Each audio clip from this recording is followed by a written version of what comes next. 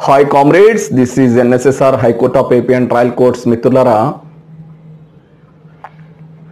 గౌరవ సుప్రీంకోర్టు వారు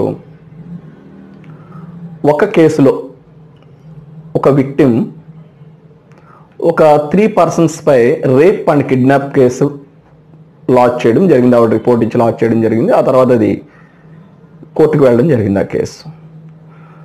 అయితే ఈ కేసుకు సంబంధించి సుప్రీంకోర్టు వారు ఆ ప్రొసీడింగ్స్ని క్వాష్ చేసేటటువంటి సందర్భంలో భాగంగా వారి యొక్క ఇన్హెరెంట్ పవర్స్ని యూజ్ చేసి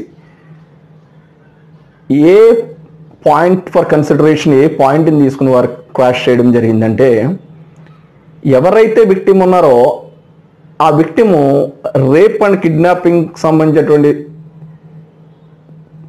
అఫెన్సెస్కి సంబంధించి ఒక 3 persons మీద ఆవిడ కేసు పెట్టడం జరిగింది. ఆ తదనంతరం ఎవరైతే ఇందులో ప్రధాన ముద్దాయి ఉన్నాడో ఆ ముద్దాయి ఆ విక్టిమ్ వివాహం చేసుకోవడం, వారికి 4 పిల్లలు ఉండడం గుర్తించి నోటీస్ చేసి ఆ కేసుని క్వాష్ చేయడం జరిగింది.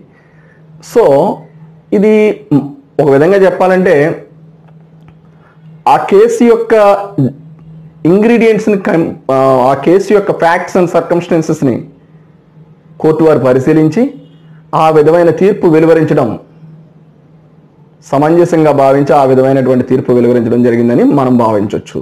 This is NSSR. If you have any problem, please contact 9855 9095 9.